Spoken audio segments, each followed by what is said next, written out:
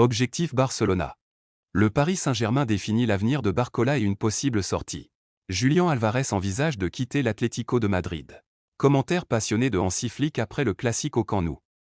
Commentaire des Álvaro Arbeloa après le choc face au Barcelona. Et avant de commencer la vidéo, n'oubliez pas de nous dire en commentaire ce que vous avez pensé de la performance du Barcelona aujourd'hui. Si vous êtes supporter du FC Barcelone, n'oubliez pas de vous abonner à la chaîne et de liker la vidéo. Objectif Barcelona.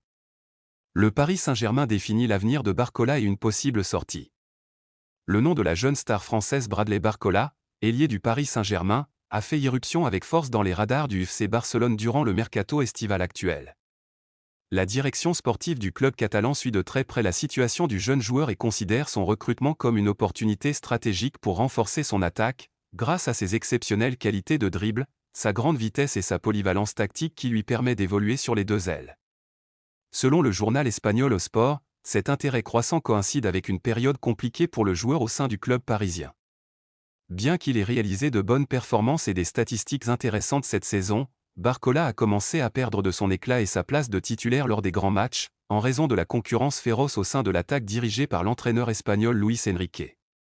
Position de la direction du Paris Saint-Germain. De son côté, la direction du Paris Saint-Germain refuse pour l'instant l'idée de se séparer de sa jeune star ou d'ouvrir la porte à un départ, malgré le fait que le joueur ne soit pas entièrement satisfait de son rôle dans l'équipe. Les médias français ont expliqué que la baisse de temps de jeu de Barcola n'est pas due à une perte de confiance en ses capacités, mais plutôt au très haut niveau de concurrence au sein de l'effectif. Le journal L'Équipe a détaillé la situation interne, le club dispose de 4 attaquants de très haut niveau, ce qui expose le staff technique à des critiques dès qu'il en écarte un. La direction comprend la frustration du joueur, mais estime qu'il s'agit uniquement de choix techniques de l'entraîneur et non d'une remise en cause de sa qualité. Le club rappelle qu'il a cru en son talent en le recrutant à l'Olympique lyonnais et considère qu'il restera un élément important de l'avenir du projet, même si l'arrivée de nouveaux éléments et la présence de stars comme Dembélé ou Kvaratskhelia ont réduit son rôle au point d'en faire, selon la presse, une sorte de « joueur numéro 12 permanent ». Le Barça pourra-t-il arracher Barcola au PSG ? La direction parisienne considère le jeune ailier français comme une pièce essentielle et centrale de son projet sportif futur, grâce à sa jeunesse et sa capacité à faire la différence. Les médias français indiquent que le club travaille actuellement à l'amélioration et à la prolongation de son contrat afin de décourager les clubs intéressés, au premier rang desquels figure le FC Barcelone. Cependant, si le joueur décide de se rebeller et de forcer son départ, la direction du PSG serait alors obligée d'écouter les offres économiques sérieuses. Julián Álvarez envisage de quitter l'Atlético de Madrid. Des rapports journalistiques espagnols ont révélé des développements surprenants concernant l'avenir de la star argentine Julián Álvarez, attaquant de l'Atlético de Madrid. La radio espagnole Cadena SER évoque la possibilité d'un départ lors du prochain mercato estival. Bien que le joueur n'ait pas encore formulé de demande officielle, une inquiétude grandit au sein de la direction madrilène en raison des mouvements de son entourage pour lui trouver une nouvelle destination. Mouvement discret et contact avec le Barcelone. Le journaliste Pedro Fuyana, dans l'émission Carrusel Deportivo, a affirmé qu'il existe une conviction chez les dirigeants de l'Atlético, l'entourage des Álvarez travaille depuis un certain temps pour organiser un transfert important. Beaucoup de dirigeants du club ont le sentiment que Julián veut partir, et ce sentiment ne date pas d'aujourd'hui. Les représentants de l'Argentin ont déjà ouvert des canaux de communication avec plusieurs grands clubs européens, notamment le FC Barcelone, pour étudier un possible transfert au Camp Nou la saison prochaine. Position de l'Atlético de Madrid, conditions financières dissuasives. Face à cela, la direction de l'Atlético de Madrid a adopté une position ferme et inflexible. Le club ne facilitera en aucun cas le départ de sa star et exigera une somme très élevée pour accepter sa vente, ce qui complique fortement les choses pour les clubs intéressés. Dans le contexte de crise financière que traverse le FC Barcelone, le Paris Saint-Germain apparaît comme la seule option économiquement viable capable de répondre aux exigences de l'Atlético. Tous attendent désormais une décision claire et publique de Julián Álvarez lui-même, tandis que la direction madrilène reste en état d'alerte, convaincue que l'entourage du joueur a déjà commencé à préparer son départ. Commentaire passionné de Hansi Flick après le Classico Camp Nou. Cette soirée, je ne l'oublierai jamais de toute ma vie. Le Camp Nou ce soir était quelque chose de complètement différent. Les supporters, l'ambiance, l'énergie qui a rempli le stade du premier jusqu'au dernier sifflet. C'est pour ça que j'aime le football. Des moments comme celui-ci vous rappellent pourquoi vous avez choisi ce beau métier.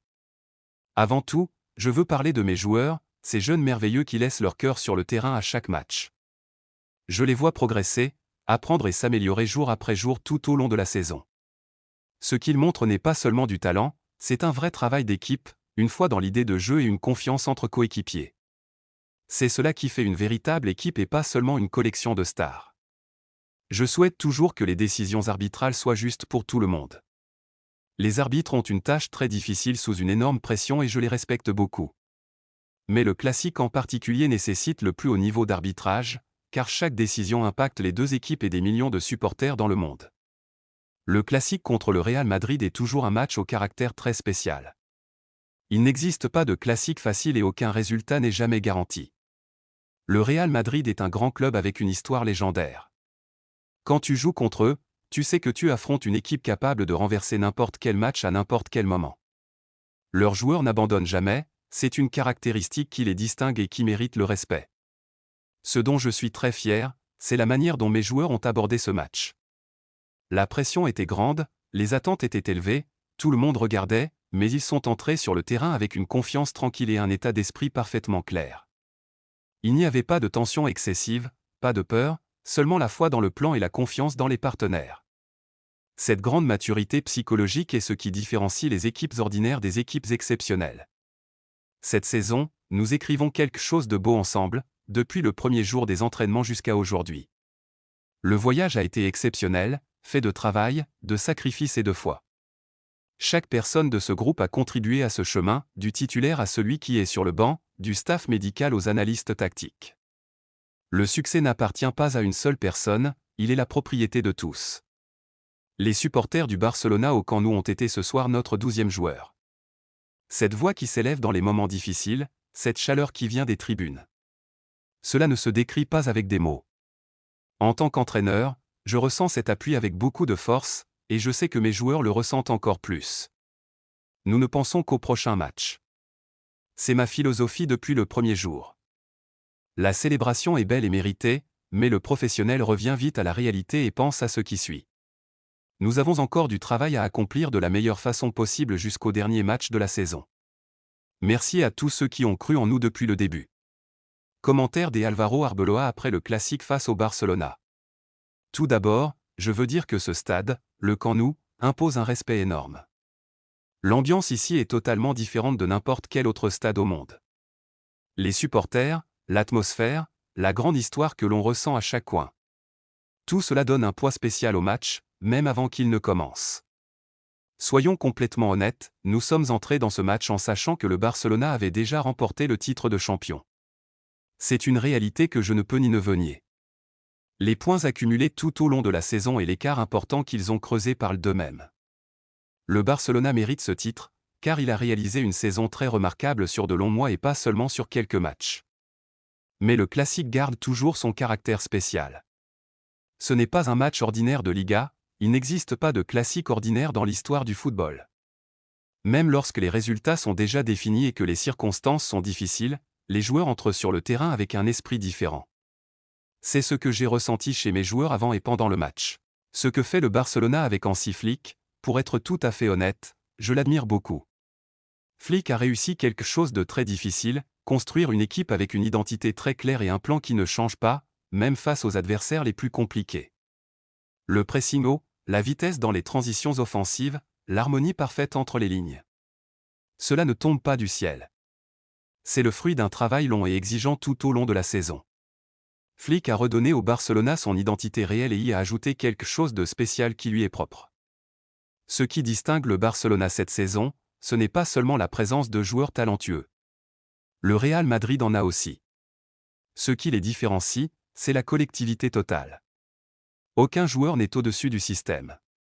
Tout le monde sert tout le monde. Même quand un joueur important manque, l'équipe ne change pas. Cette culture que Flick a construite est le vrai secret de cette saison exceptionnelle. Ces jeunes joueurs en particulier forcent mon admiration. Des jeunes encore très tôt dans leur carrière qui jouent avec cette audace et ce leadership dans des matchs d'une telle importance. Cela montre un travail d'entraînement et d'éducation remarquable. Pour nous, au Real Madrid, la prochaine saison est ce qui occupe maintenant mon esprit plus que tout. Nous savons où nous avons commis des erreurs, nous savons ce qu'il faut améliorer et ce que nous devons apprendre de cette saison difficile. Le Real Madrid ne finit jamais. Le Real Madrid apprend toujours et se reconstruit. C'est ce qui a fait la grandeur de ce club pendant des décennies. Félicitations au Barcelona et à Hansi Flick pour une saison exceptionnelle qu'il mérite pleinement.